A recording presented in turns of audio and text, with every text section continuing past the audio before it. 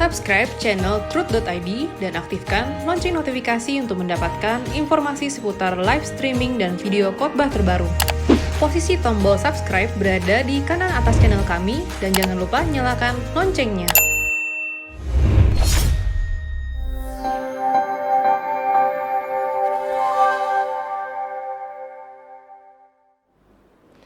Shalom Bapak Ibu Saudara terkasih. Sebelum kita mendengarkan pemberitaan firman Tuhan, mari kita bersatu di dalam doa. Bapa, kami mengucap syukur atas pemeliharaan-Mu yang sempurna dalam kehidupan kami. Kalau kami boleh ada saat ini sebagaimana kami ada, bukan karena kekuatan dan gagah kami, namun karena kebaikan-Mu semata-mata. Terima kasih Tuhan. Kami saat ini rindu mendengar firman-Mu, biarlah Engkau sendiri yang berbicara bagi kami masing-masing. Pakailah mulut lidah hamba-Mu, sehingga setiap perkataan yang terucap berasal dari isi hati Bapa di sorga. Terima kasih Tuhan, di dalam nama Tuhan Yesus Kristus kami berdoa dan mengucap syukur. Amin. Saya mengajak kita sekalian membuka Alkitab kita di dalam Mazmur pasal 14 ayat yang pertama sampai dengan ayat yang ketiga. Mazmur pasal 14 ayat yang pertama sampai dengan ayat yang ketiga. Saya akan membacakan bagi kita sekalian, demikianlah firman Tuhan. Untuk pemimpin biduan dari Daud. Orang bebal berkata dalam hatinya, tidak ada Allah. Busuk dan jijik perbuatan mereka. Tidak ada yang berbuat baik. Tuhan memandang ke bawah dari sorga kepada anak-anak manusia untuk melihat apakah ada yang berakal budi dan yang mencari Allah. Mereka semua telah menyeleweng. Semuanya telah bejat. Tidak ada yang berbuat baik. Seorang pun tidak. Di ayat yang pertama tadi dikatakan orang bebal berkata dalam hatinya tidak ada Allah. Dalam bahasa Ibrani menggunakan kata en Elohim atau tidak ada Allah. Dan dalam Alkitab bahasa Yunani dipakai kata ok estin theos. Nah, istilah ini tidak ada Allah sangat dekat dengan satu istilah yang saya yakin cukup familiar bagi kita, yaitu kata ateis atau ateisme. Kata ini berasal dari bahasa Yunani, a yang berarti tanpa atau without, dan theos yang berarti Tuhan. Jadi ateisme secara sederhana berarti ketidakpercayaan atau kurangnya kepercayaan pada keberadaan Tuhan atau ilah-ilah. Etienne Born memberi definisi ateisme sebagai penyangkalan yang sengaja, nyata, dan dogmatis terhadap eksistensi Allah. Definisi dari Encyclopedia of Philosophy mengatakan bahwa seorang ateis adalah seorang yang tetap berpendapat bahwa tidak ada Allah, atau dengan kalimat lain adalah seorang yang menolak kepercayaan kepada Allah. Salah seorang ateis yang terkenal yang berasal dari Eropa bernama Friedrich Nietzsche. Dia bukan hanya sekedar berkata dalam hatinya tidak ada Allah, tetapi menyuarakan dengan keras bahwa Allah atau Tuhan sudah mati. God is dead. Friedrich Nietzsche lahir di Rocken, Jerman pada tahun 1844 dari lingkungan keluarga Kristen yang taat. Ayahnya seorang pendeta terkemuka dengan garis kependetaan yang terwaris turun-temurun, dan ibunya juga seorang penganut Kristen yang taat. Kakek dari Nietzsche, kakek Nietzsche adalah pendeta gereja Lutheran yang menduduki jabatan cukup tinggi. Nietzsche muda sempat dijuluki minister atau pendeta oleh teman-temannya karena ia tumbuh seperti pendeta cilik yang menghormati keteraturan, kerapian, dan kejujuran. Ia membenci teman-temannya yang nakal, yang suka mencuri, serta merusak milik orang lain. Namun sangatlah mengherankan, Nietzsche muda justru akhirnya melakukan pemberontakan terhadap tradisi yang dipegang teguh oleh keluarganya secara turun-temurun. Menginjak usianya yang ke-18 tahun, ia mulai kehilangan kepercayaan pada agama Kristen dan mulai mencari Tuhan dan kepercayaan baru. Nah, sejalan dengan itu, gaya hidupnya pun berubah total. Ia mulai menjalani hidup secara liar, bebas, sangat tidak beraturan, penuh dengan kegiatan pesta pora dan mabuk-mabukan. Bahkan dia cenderung memuaskan hasrat seksualnya. Sebagai seorang ateis garis keras, Nietzsche terkenal dengan konsep Übermensch atau manusia unggul dan gagasan atau konsep tentang kematian Tuhan, God is dead. Nietzsche mengajukan konsep mengenai manusia luhur atau manusia unggul bukan sebagai tipe manusia universal, bukan manusia pada umumnya, melainkan manusia unggul semacam ini adalah manusia otokratis yang berkuasa, yang memerintah, yang mampu melakukan sesuatu tindakan-tindakan yang bengis, yang kejam, apa yang dianggap kasar dan disebut oleh orang pada umumnya sebagai kejahatan. Hitler tampaknya terinfluence atau terpengaruh oleh konsep Nietzsche ini tentang manusia unggul ini dan kemudian menyelewengkannya, kemudian menyelewengkan konsep tersebut dengan menginjak-injak orang lain, terutama bangsa Yahudi demi tujuannya yang jahat dan licik. Konsep atau gagasan yang kedua yang terkenal akan kegilaannya, konsep kedua yang dikemukakan oleh Nietzsche yang membuat dia terkenal akan kegilaannya karena menyampaikan atau mengemukakan gagasan God is dead yang termuat dalam aforisme atau perumpamaannya mengenai orang gila atau the madman. Isi dari Madman ini termuat dalam salah satu bukunya The Gay Science. Saya akan membacakan beberapa kutipan dari perumpamaan tentang orang gila ini yang ditulis oleh Nietzsche tadi. Apakah kau belum pernah dengar tentang orang gila itu yang menyalakan lentera di pagi hari cerah, lari ke pasar dan tanpa henti berseru, "Aku mencari Tuhan, aku mencari Tuhan." Karena banyak sekali dari mereka yang tidak percaya kepada Allah berdiri bersama di sana, ia membangkitkan gelak tawa yang lumayan riuh. Berkatalah seseorang, "Mengapa? Apakah ia tersesat?" Yang lain berkata, "Apakah ia," maksudnya Tuhan, "apakah ia kehilangan jalan seperti anak kecil? Atau apakah ia sedang bersembunyi? Apakah ia takut kepada kami? Apakah ia pergi berlayar atau beremigrasi?" Dengan demikian mereka berteriak dan tertawa. Orang gila itu kemudian melompat ke tengah mereka dan menghunjami mereka dengan tatapannya yang tajam. "Kemana Tuhan pergi?" ia berteriak. "Aku akan memberitahu kalian, kita telah membunuhnya. Kalian dan aku, kita semua pembunuhnya." Apakah kita belum mendengar suara penggali kubur yang sedang memakamkan Tuhan? Apakah kita belum mencium membusuknya Tuhan? Para ilah juga membusuk. Tuhan sudah mati dan kita telah membunuhnya. Di sini si orang gila itu terdiam dan lagi-lagi memandang ke para pendengarnya dan mereka juga terdiam dan menatapnya terheran-heran. Akhirnya ia menghempaskan lenteranya ke tanah dan lentera itu pecah lalu mati. "Saya datang terlalu awal," dia lalu berkata demikian. "Saya belum pada waktu yang tepat. Acara luar biasa ini masih dalam perjalanan dan sedang dalam perjalanan. Belum mencapai telinga laki-laki," dan seterusnya.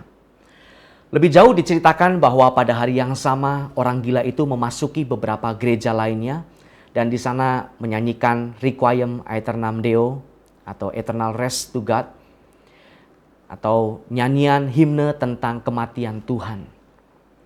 Ketika orang gila ini dibawa keluar untuk dimintai pertanggungjawabannya, ia selalu memberi jawaban yang sama. "What are these churches now?" Disebut sebagai apa gereja-gereja ini sekarang? Jika bukan semata-mata kuburan dan makam Tuhan. Sebuah serangan yang tajam yang dilontarkan secara keras oleh Nietzsche ini. Pandangannya yang begitu sinis terhadap religiusitas, terhadap keagamaan, khususnya agama Kristen. Dan Nietzsche juga terkenal sebagai orang yang bukan sekedar antisemit atau membenci kaum Semit, ya. Bukan hanya sekedar membenci kaum Yahudi, tetapi dia sangat membenci kaum Yahudi. Karena dia berpikir bahwa dari Yahudilah kemudian muncul agama Kristen. Sebegitu dia bencinya terhadap agama Kristen, sebegitu dia bencinya terhadap Tuhan, sehingga dia melontarkan kritik-kritik yang begitu tajam yang sudah kita dengarkan bersama tadi. Nah, reaksi spontan kita mendengarkan kritik tajam tersebut adalah penolakan. Sebagai orang Kristen, kita akan secara spontan menolak tuduhan-tuduhan yang disampaikan oleh Nietzsche bahwa gereja adalah pembunuh Tuhan. Bukan hanya orang ateis, tetapi gereja juga adalah makam dan kuburan dari Tuhan. Secara refleks kita mungkin akan langsung merespon dengan perkataan seperti ini. Dasar ateis gila. Seperti kurang kerjaan saja mendengarkan ocehan yang tidak jelas seperti itu. Dan seterusnya dan sebagainya. Namun kalau kita sejenak memikirkan perumpamaan atau aforisme tadi, kita bisa berpikir jangan-jangan apa yang disampaikan oleh beliau, oleh Nietzsche ini bukan tidak beralasan. Pasti ada penyebab, pasti ada pemicu sehingga dia berpikir demikian bahwa gereja tidak lebih daripada sekedar kuburan dan makam dari Tuhan. Saya berpikir jangan-jangan gereja Tuhan pada saat itu dan juga bahkan pada saat ini tanpa disadari sedang menggali liang kubur Tuhan sebagaimana yang dimaksudkan oleh Nietzsche. Leo Tolstoy berkata demikian, ketika seorang primitif berhenti percaya pada berhala kayunya, itu tidaklah berarti bahwa tidak ada Allah. Tetapi hal itu berarti bahwa Allah yang benar tidak terbuat dari kayu. Saya ulangi sekali lagi kutipan dari Tolstoy. Ketika seorang primitif berhenti percaya pada berhala kayunya, itu tidaklah berarti bahwa tidak ada Allah. Tetapi itu berarti bahwa Allah yang benar tidak terbuat dari kayu. Kutipan ini semoga dapat menjadi semacam jembatan bagi kita agar kita dapat lebih memaknai serangan-serangan tajam dari Nietzsche atas kekristenan. Sudah seharusnya sebagai orang percaya atau orang Kristen kita menolak dengan tegas pemikiran Nietzsche ini yang begitu liar, yang sudah kelewatan batas.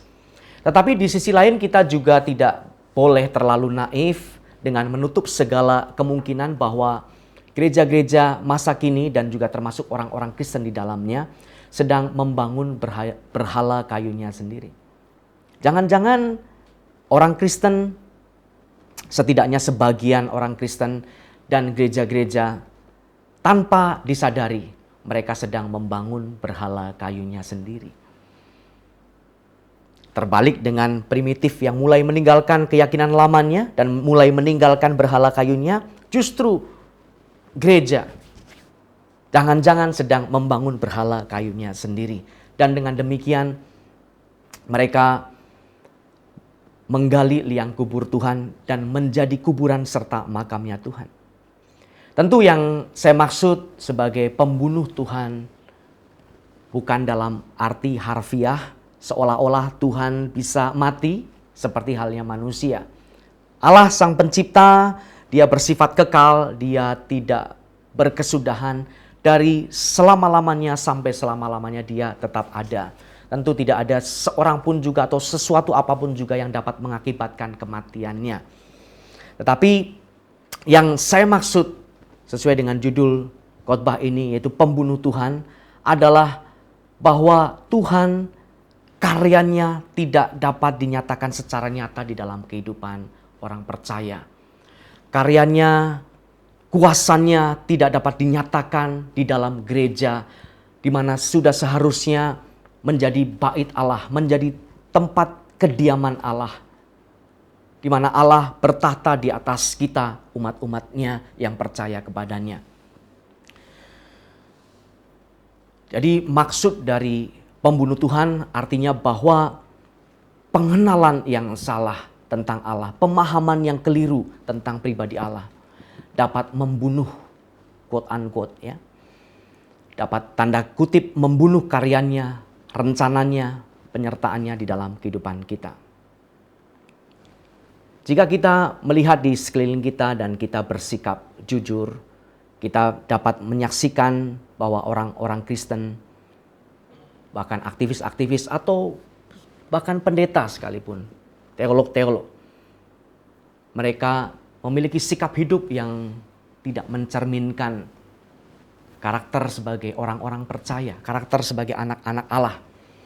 Ada beberapa teolog yang justru tidak menyuarakan kebenaran, melainkan hanya mengemukakan pandangannya sendiri, kebenarannya sendiri yang menguntungkan bagi diri sendiri serta kelompoknya. Tuhan kemudian dibatasi di dalam doktrin-doktrin tertentu, kajian-kajian teologis, dan pengajaran-pengajaran manusia. Orang-orang seperti ini tidak segan-segan, tanda petik, membunuh orang-orang percaya lainnya yang memiliki pemahaman berbeda dengan mereka. Membunuh yang saya maksudkan adalah membunuh karakternya, membunuh nama baik orang Kristen lainnya atau kelompok Kristen lainnya yang beroposisi dengan pandangan teologis yang dimiliki mereka. Bahkan ada pula yang menyebut diri sebagai apologet terkemuka, memiliki follower dengan jumlah yang banyak, namun ironisnya perkataannya, emosi yang diucapkan secara langsung maupun yang ditulis di dalam media-media sosial sama sekali tidak mencerminkan karakter sebagai seorang hamba Tuhan. Bukanlah karakter seorang anak Allah, Allah yang maha tinggi, Allah yang maha agung. Maka jangan salahkan saya apabila saya menilai orang-orang seperti itu adalah pembunuh-pembunuh Tuhan. Killers of God.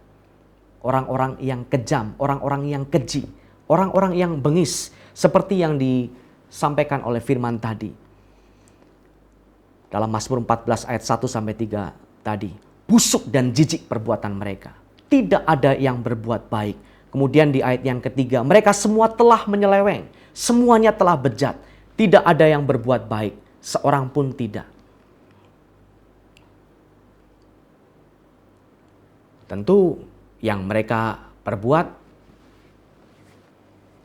tidak berarti bahwa tindakan-tindakan yang bersifat amoral sama sekali. Seperti pelanggaran terhadap kekudusan pernikahan atau perilaku seksual yang menyimpang misalnya. Tidak harus demikian. Namun dari sikap-sikap yang mereka tunjukkan dalam perilaku mereka, perlakuan mereka terhadap orang lain, terutama yang tidak termasuk di dalam kelompok mereka, begitu bengis, begitu kejam. Padahal di satu sisi mereka merasa sedang membela Tuhan, membela pekerjaan Tuhan, membela kebenaran. Namun kalau kita kritisi, sebenarnya yang sedang mereka lakukan adalah sebaliknya. Mereka bersifat kontraproduktif terhadap pekerjaan Tuhan. Bukannya memuliakan Tuhan, namun menjadi cela, menjadi ejekan terhadap kekristenan itu sendiri. Seperti halnya Saulus yang dengan menggebu-gebu membela Tuhan dengan membunuh orang-orang Kristen mula-mula. Merasa dirinya sedang membela pekerjaan Tuhan, tapi dengan pengertian yang salah. Namun di tengah perjalanan, Tuhan menjumpai Saulus ini dan bertanya, "Mengapakah engkau menganiaya aku?" Dalam Kisah Para Rasul pasal 9 ayat 1 sampai dengan ayat yang keempat. Saya kutip ayat yang pertama, Kisah Para Rasul pasal 9. Di ayat yang pertama dikatakan demikian, "Sementara itu berkobar-kobar hati Saulus untuk mengancam dan membunuh murid-murid Tuhan." Dia orang yang sangat giat bekerja, membela Tuhan. Tetapi dia tidak tahu bahwa yang sedang dilakukannya itu adalah kegiatan tanda petik membunuh Tuhan. Di ayat yang keempat, Tuhan Yesus dalam penampakannya dikatakan di sana bahwa kemudian Rasul Paulus rebah ke tanah dan kedengaranlah olehnya suatu suara yang berkata kepadanya, "Saulus, Saulus, mengapakah engkau menganiaya aku?" Kalau boleh saya sampaikan dengan kalimat lain, Tuhan sedang mencegah upaya Saulus membunuh Tuhan dengan pertanyaan, "Mengapa engkau berusaha membunuh aku, hai Saulus?" Tanpa disadari, semangatnya yang menggebu-gebu dalam membela Tuhan ternyata sedang menganiaya Tuhan, ternyata sedang membunuh Tuhan. Puji Tuhan, setelah perjumpaan tersebut Saulus kemudian bertobat 180 derajat. Dan dengan semangat yang sama, dengan semangat yang berapi-api, dengan berkobar-kobar hati, Rasul Paulus kemudian justru mengabarkan Injil yang sebelumnya ditentangnya secara habis-habisan. Dia kemudian menjadi orang percaya atau orang Kristen yang semula Justru dia berusaha untuk memusnahkannya, berusaha untuk membinasakan orang-orang percaya ini. Akan menjadi sangat lain ceritanya apabila Saulus tidak bertobat. Ia akan terus merasa benar dan semakin memusuhi Tuhan. Dan dia akan terus dalam keadaan sebagai pembunuh Tuhan. Nah, pertobatan Saulus atau Rasul Paulus ini dapat kita lihat dari surat-surat penggembalaan yang ditulisnya sendiri. Yang menunjukkan bahwa tidak hanya dia kemudian merasa bersalah dan membenci apa yang dulu telah dilakukannya, tetapi juga dia memiliki empati yang mendalam terhadap orang-orang sebangsanya yang masih berkeadaan seperti dia dahulu. Di dalam Roma pasal 10 ayat 1 sampai dengan ketiga, firman Tuhan berkata demikian. Saudara-saudara, keinginan hatiku dan doaku kepada Tuhan ialah supaya mereka diselamatkan. Sebab aku dapat memberi kesaksian tentang mereka bahwa mereka sungguh-sungguh giat untuk Allah, tetapi tanpa pengertian yang benar. Sebab oleh karena mereka tidak mengenal kebenaran Allah, dan oleh karena mereka berusaha untuk mendirikan kebenaran mereka sendiri, maka mereka tidak takluk kepada kebenaran Allah. Rasul Paulus menyadari bahwa teman-teman sebangsanya seperti dia dahulu tidak mengenal kebenaran Allah, sehingga giat kerja usaha mereka dilakukan tanpa pengertian yang benar, ternyata pada hakikatnya atau pada esensinya bertolak belakang dengan yang diinginkan oleh hati mereka. Mereka menginginkan untuk berbakti kepada Allah, tetapi yang sejatinya adalah sebaliknya, mereka sedang memusuhi Allah. Mereka akhirnya menolak Allah dan bahkan menjadi pembunuh-pembunuhnya Tuhan. Di suratnya yang lain, dengan mengacu ayat utama kita tadi dari Mazmur pasal 14, Paulus menulis kepada anak rohaninya Titus. Di dalam Titus pasal 1 ayat yang ke-16 dikatakan demikian. Mereka mengaku mengenal Allah, tetapi dengan perbuatan mereka, mereka menyangkal Dia. Mereka keji dan durhaka dan tidak sanggup berbuat sesuatu yang baik. Nah, dari penjelasan tersebut, maka dapat kita simpulkan bahwa identitas seseorang tidaklah ditentukan berdasarkan perkataan yang diucapkan oleh seseorang, tetapi sedikit banyak nampak akan terlihat dari perbuatan-perbuatannya. Alkitab berkata, dari buahnya lah kamu akan mengenal mereka. Matius pasal 7 ayat 16 dan ayat yang ke-20. Nah, berbicara hal ini, yang terpenting harus kita lakukan bukan kemudian kita menilai, wah orang-orang itu, kelompok itu pembunuh-pembunuh Tuhan. Wah, dia belum bertobat, dia memusuhi Tuhan nih. Bukan seperti itu. Tetapi hal yang terpenting yang harus kita lakukan adalah bagaimana kita bisa mengenal diri kita sendiri. Apakah kita sudah benar-benar memiliki pengenalan yang sejati tentang pribadi Allah. Karena tanpa pengertian yang benar, tanpa disadari, kita bisa saja menjadi seorang pembunuh Tuhan. Dan ini pasti hal yang sangat serius sekali. Kita tidak berada di pihak Tuhan, sebaliknya justru beroposisi head to head terhadap Tuhan. Hal yang sangat mengerikan sekali. Ada beberapa ciri, ada beberapa karakteristik yang saya akan sampaikan mengenai pembunuh Tuhan ini. Bagaimana kita bisa mengidentifikasi, bagaimana kita bisa kemudian mengevaluasi diri kita sendiri. Apakah kita termasuk di dalamnya atau tidak. Nah, supaya tidak melebar pembahasan ini, saya hanya batasi pada orang-orang Kristen saja. Saya tidak berbicara tentang orang-orang non-Kristen atau orang-orang ateis. Saya tidak berbicara tentang mereka, tetapi saya akan mengajak kita sama-sama memikirkan karakteristik atau ciri-ciri orang Kristen yang tanpa disadari ataupun disadari sebenarnya mereka adalah seorang pembunuh Tuhan. Ciri yang pertama berdasarkan pemaparan saya tadi sebelumnya, yaitu orang yang mengaku percaya Tuhan, mengaku sebagai orang Kristen, orang percaya, tetapi tidak sanggup berbuat sesuatu yang baik. Nah, di dalam Mazmur pasal 14 ayat 1 tadi ada satu kata yang di dalam bahasa Indonesia diterjemahkan sebagai bebal, ya. Mazmur pasal 14 ayat yang pertama tadi, untuk pemimpin biduan dari Daud, orang bebal berkata dalam hatinya tidak ada Allah. Orang bebal dalam bahasa Ibrani adalah Naval, ya. Naval ini nama seseorang di dalam Alkitab yang merupakan suami dari Abigail yang kemudian menjadi salah satu istri dari Daud. Nah, Nabal ini adalah orang yang bebal seperti halnya namanya ya, yaitu bebal ya. Orang yang tidak sanggup berbuat sesuatu yang baik. Saya akan membacakan mulai dari ayat yang keempat sampai dengan ayat yang ketujuh dari 1 Samuel pasal yang ke-25. 1 Samuel pasal 25 ayat yang keempat sampai dengan ayat yang ketujuh. Ketika didengar Daud di padang gurun bahwa Nabal sedang menggunting bulu domba-dombanya, maka Daud menyuruh 10 orang dan kepada orang-orang itu Daud berkata, "Pergilah ke Karmel dan temuilah Nabal. Tanyakanlah keselamatannya atas namaku.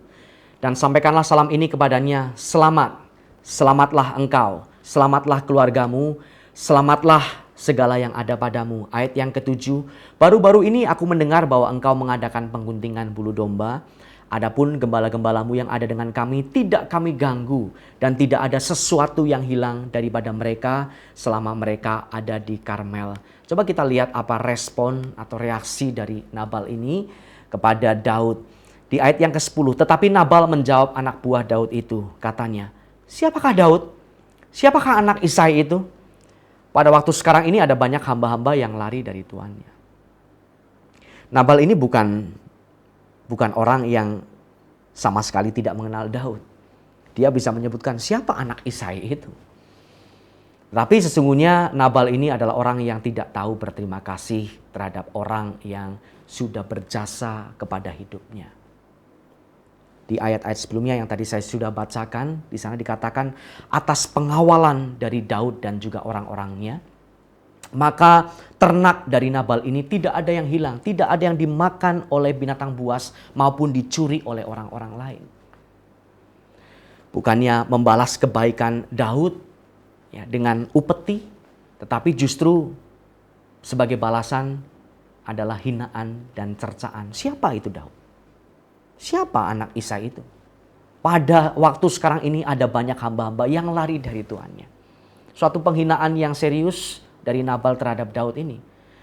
Menilai Daud sebagai orang pelarian yang kabur dari tuannya. Tidak ada bedanya dengan budak. Buat apa saya membalas kebaikan budak yang kabur dari tuannya? Begitu kira-kira pernyataan dari Nabal ini.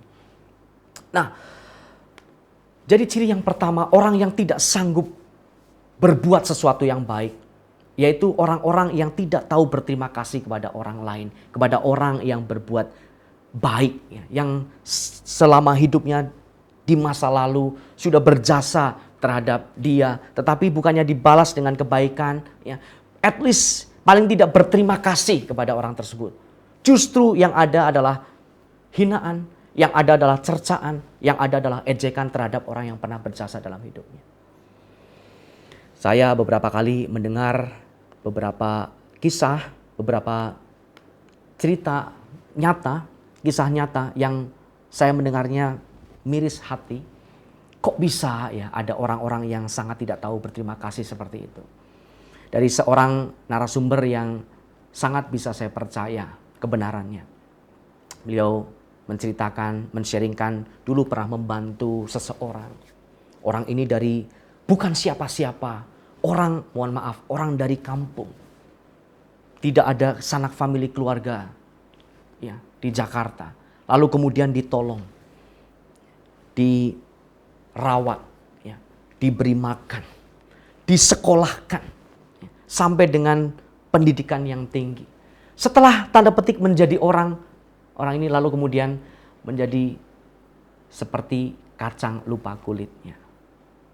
Justru setelah menduduki satu kedudukan tertentu, satu posisi yang terhormat, dia balik menyerang kepada orang yang pernah berjasa pada hidupnya. Saya mendengar sambil mengelus dada, kok bisa ya ada orang sebegitu jahat.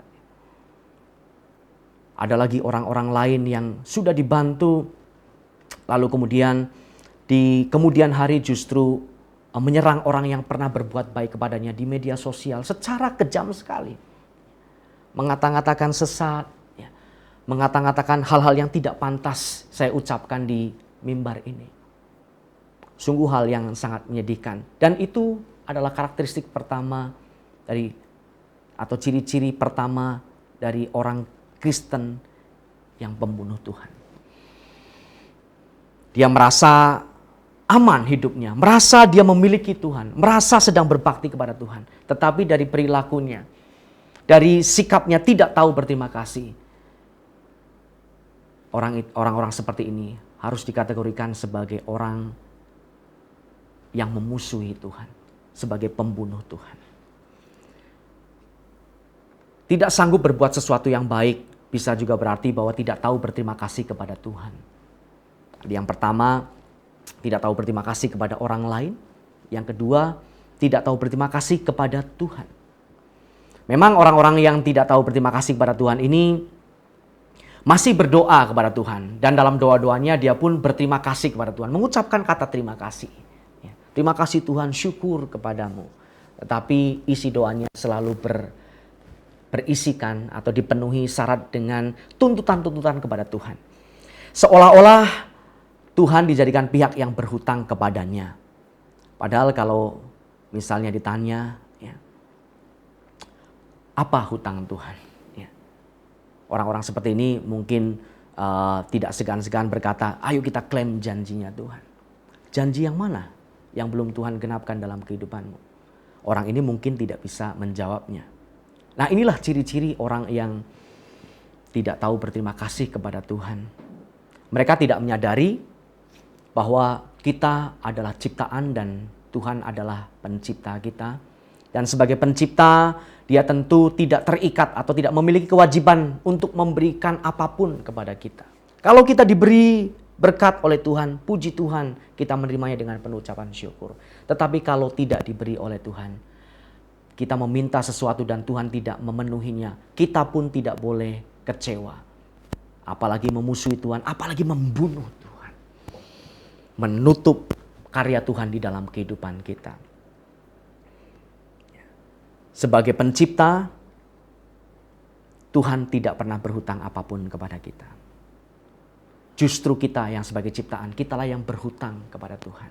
Karena hidup kita sudah dibeli dan harganya sudah lunas dibayar, demikian kata firman Tuhan, maka muliakanlah Allah dengan segenap hidupmu.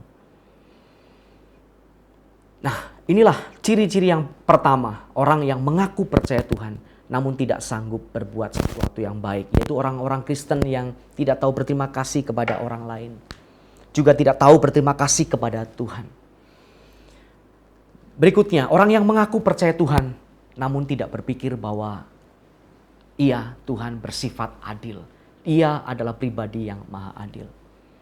Ketika kehidupannya tenang-tenang saja, tidak ada masalah yang berarti, dia ingat kepada Tuhan, dia mengucap syukur, dia berdoa kepada Tuhan.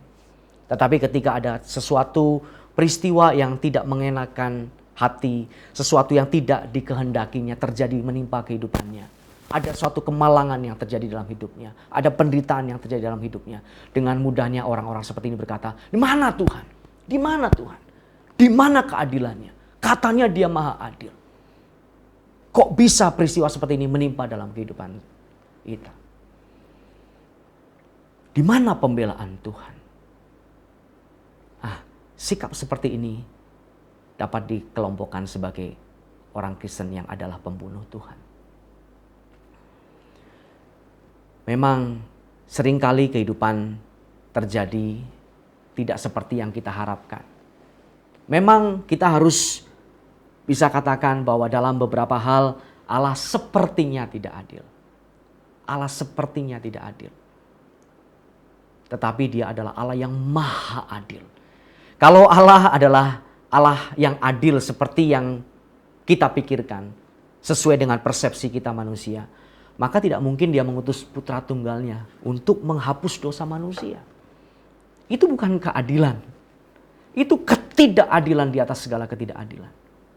Bagaimana mungkin yang tidak berdosa dijadikannya berdosa, supaya kita yang sudah berdosa dimampukan, dimungkinkan untuk menjadi anak Allah yang tidak berdosa. It's not fair. Sangat tidak adil.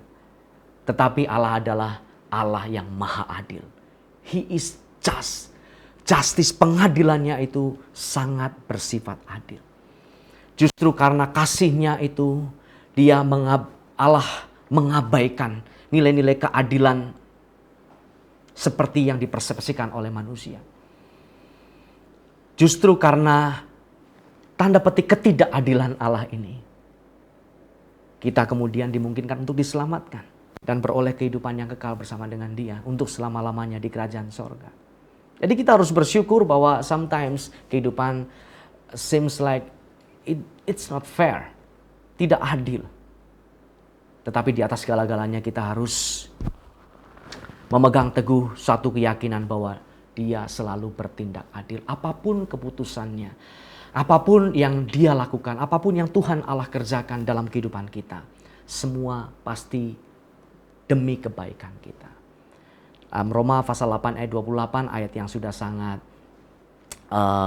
familiar sekali bagi telinga kita. Allah turut bekerja dalam segala sesuatu, dalam segala hal Dia turut bekerja untuk mendatangkan kebaikan bagi kita, yaitu bagi orang-orang yang mengasihi Dia, yang terpanggil sesuai dengan rencananya. Jadi yang pertama, karakteristik yang pertama adalah orang-orang Kristen, orang-orang yang mengaku percaya kepada Tuhan, tetapi tidak sanggup berbuat yang baik. Yang kedua, orang yang mengaku percaya Tuhan, namun tidak berpikir bahwa Ia bersifat adil. Ada masih banyak yang lainnya, saya mungkin membacakan secara cepat saja. Yang ketiga, orang yang mengaku percaya Tuhan, namun tidak mampu mengampuni. Tidak mampu mengampuni orang yang bersalah kepadanya. Bahkan tidak mampu mengampuni dirinya sendiri atas kesalahan yang sudah dilakukan di masa lalu. Hati-hati jika kita memiliki sikap seperti ini, tidak mampu mengampuni.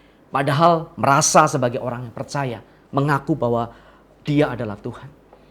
Orang-orang seperti ini adalah pembunuh-pembunuh Tuhan. Dan melalui kesempatan ini kesempatan yang sangat baik untuk kita bertobat dari kehidupan kita yang lama. Orang yang mengaku percaya Tuhan namun tidak mampu mengampuni berarti sedang melecehkan Tuhan tanpa disadari. Bahkan sedang memasukkan Tuhan ke dalam liang kuburnya. Mencegah Tuhan untuk berkarya nyata dalam kehidupan sehari-hari. Ada beberapa karakteristik yang lainnya. Saya catat di sini ada 9. Ya, pasti tidak mungkin saya bisa bahas semua satu persatu. Secara cepat saja mungkin saya bacakan. Orang yang mengaku percaya Tuhan namun tidak benar-benar mengenal Dia. Orang yang percaya Tuhan namun lebih percaya kepada uang. Lebih mengandalkan uang. Lebih merasa terjamin hidupnya apabila saldonya di bank tebal. Saldonya banyak. Ada lagi orang yang mengaku percaya Tuhan namun tidak memiliki kehidupan doa. Bisa menghabiskan waktu sebegitu banyak untuk melakukan kegiatan-kegiatan lain. Tetapi tidak mampu bertahan 1 jam saja di bawah kaki Tuhan. Jangankan 1 jam. 5 menit pun sudah seperti cacing kepanasan. Orang-orang seperti ini patut mencurigai dirinya. Jangan-jangan saya adalah seorang pembunuh Tuhan. Dan melalui mimbar yang suci ini, sebagai hamba Allah, saya mengajak kita sekalian, termasuk diri saya sendiri. Mari kita memperbaiki kehidupan kita. Selagi ada kesempatan dari Tuhan. Selagi Tuhan masih memberikan kita waktu, marilah kita bertobat. Bagaimana kemudian agar kita tidak menjadi seorang pembunuh Tuhan? Kolose pasal yang ketiga, ayat yang pertama sampai dengan ayatnya yang keempat. Kolose pasal 3 ayat yang pertama sampai dengan keempat, tetapi saya akan membaca terutama dari ayat yang ketiga, ya, ayat ketiga dan ayatnya yang keempat. Sebab kamu telah mati dan hidupmu tersembunyi bersama dengan Kristus di dalam Allah. Apabila Kristus yang adalah hidup kita menyatakan diri kelak, kamu pun akan menyatakan diri bersama dengan Dia dalam kemuliaan. Nah, jadi menjawab pertanyaan bagaimana supaya kita tidak menjadi seorang pembunuh Tuhan. Maka kita harus mematikan kehidupan kita sendiri. Mematikan cara hidup kita yang lama. Ada satu lagu yang digubah oleh Bapak Gembala, Bapak Pendeta Dr. Erastus Sabdono. Matikanlah aku Tuhan, matikanku setiap hari. Mungkin lagu ini sudah lama tidak kita nyanyikan. Melalui kesempatan ini, saya mengajak bukan hanya sekedar kita menyanyikan lagu ini, tetapi benar-benar menghayatinya, menghidupinya di dalam kehidupan kita setiap hari. Matikanlah aku ya Tuhan. Kita bertanya dan kita menjawab dengan jujur terhadap diri kita sendiri. Kamu serius? Kamu sungguh-sungguh? Apakah benar-benar kamu mau meninggalkan kehidupanmu yang lama? Kehidupanmu yang lama enak loh. Kehidupanmu yang lama nikmat loh. Apabila kita bersedia untuk menjadi anak-anak Allah yang hidup. Jangan hanya mengenakan ini sebagai status sebagai orang percaya, orang Kristen. Sebagai anak-anak Allah. Tetapi hidupilah kehidupan Kristus. Sehingga kita pantas disebut sebagai anak-anak Allah. Janganlah menjadi pembunuh-pembunuh Tuhan. Kalau di masa yang lalu kita banyak melakukan tindakan-tindakan yang dikategorikan sebagai pembunuh Tuhan. Jangan menunda kesempatan ini. Ini waktu yang terbaik untuk kita bertobat. Agar melalui hidup kita, nama Tuhan boleh dimuliakan. Amin. Puji nama Tuhan. Kita merenungkan firman Tuhan dan kita mau merespon firman Tuhan ini. Dan saya ajak kita sekalian berdoa. Bapa, kami mengucap syukur untuk firman-Mu yang sudah kami dengarkan pada kesempatan kali ini. Firman-Mu mengingatkan kami agar kami mawas diri, agar kami mengevaluasi diri kami, agar kami mengintrospeksi diri kami. Jangan-jangan kami hanya memiliki perasaan bahwa kami mengikut Engkau. Sebaliknya justru kami menjadi pembunuh Tuhan. Karya-Mu tidak dapat dinyatakan dalam hidup kami. Kami bersyukur buat kesempatan yang Tuhan masih berikan kepada kami. Firman-Mu mengajak kami untuk kami mengakui kesalahan dosa kami di hadapan Tuhan. Dan berbalik kepada Tuhan. Kami bersedia Tuhan mengenakan hidup-Mu dalam kehidupan kami. Mengenakan karakter Kristus dalam kehidupan kami. Agar dalam setiap langkah hidup kami boleh memuliakan nama-Mu. Terima kasih Tuhan Yesus. Terima kasih. Di dalam nama Tuhan Yesus Kristus kami sudah berdoa dan mengucap syukur. Amin. Puji nama Tuhan, Bapak Ibu. Kiranya firman Tuhan ini bisa memberkati kita sekalian.